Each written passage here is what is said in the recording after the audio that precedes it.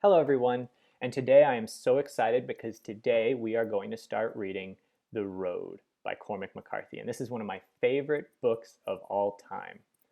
Before we start reading, I want us to look at these essential anchor questions. Now these questions are on your corresponding Google Doc assignment, so you should take the time to pause this video and answer them right now, but your answers to these questions could change if this book has as big an impact on you as it did on me. So as you read this novel, I want you to keep these questions in mind. So this is The Road. The Road is the story of a father and son traveling across a post-apocalyptic America where the brightness of the sun is darkened by falling ash.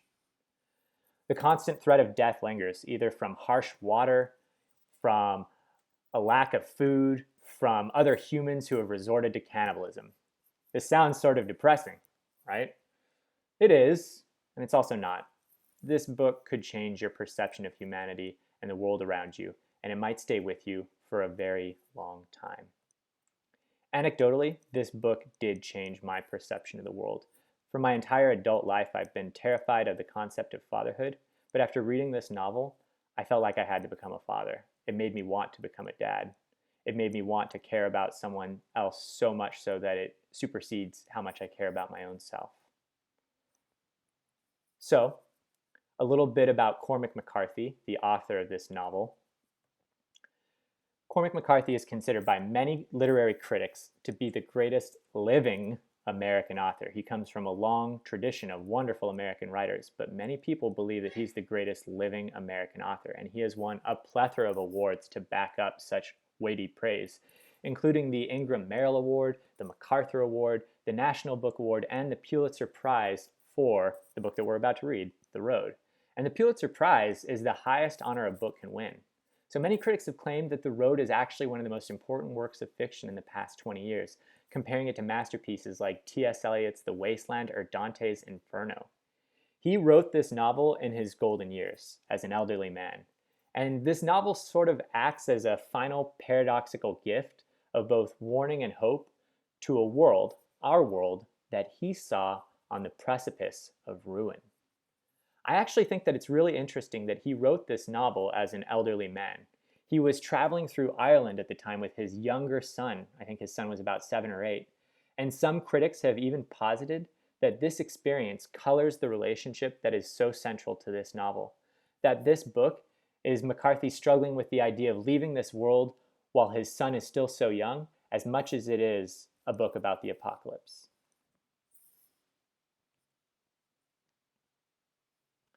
So I know that you guys are familiar with post-apocalyptic media. There's a good chance that you actually really like some post-apocalyptic show or movie or game.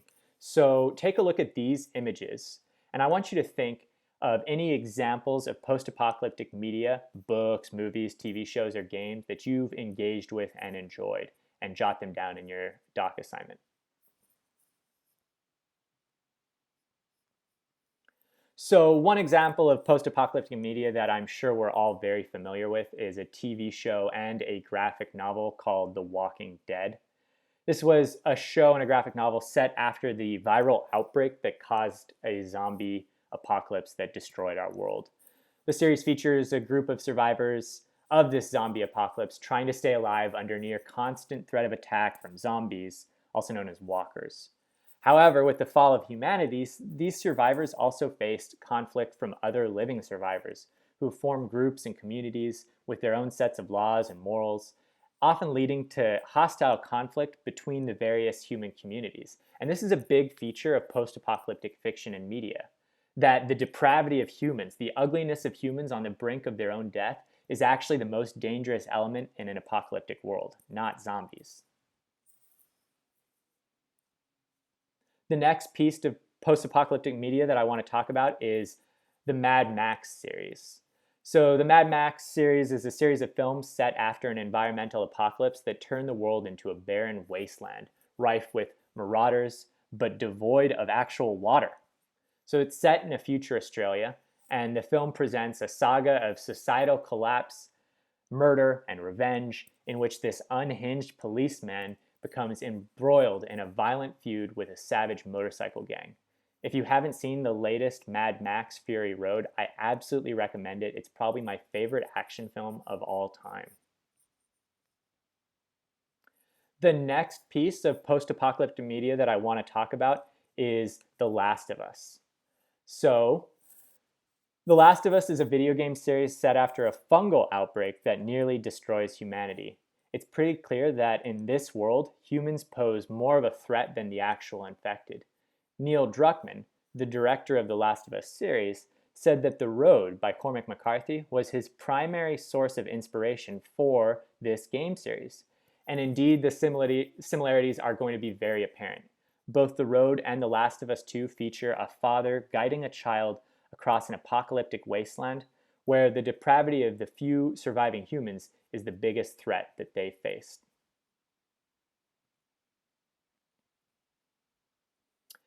Another example of post-apocalyptic media that you might be familiar with is the Fallout video game series.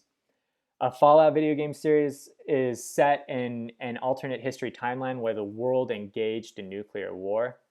The series is set during the 22nd and 23rd centuries, and its atom punk, retro-futuristic, semi-cyberpunk setting and artwork are very much influenced by the post-war culture of the 1950s United States, with its combination of hope for the promises of technology and the lurking fear of nuclear annihilation. So if you like post-apocalyptic movies or TV shows or games, this book will likely appeal to you. So, just a few of the major topics that are covered in this novel: trust, paternal love, survival and resilience, good versus evil, and death. This is really the tale of human endurance and triumph over seemingly insurmountable odds. Ultimately, it's about the power of love versus the forces of evil. What could be more exciting than that? I really hope that you guys love this book. So for now, let's start reading the first 15 or so pages. All right, have a lovely day.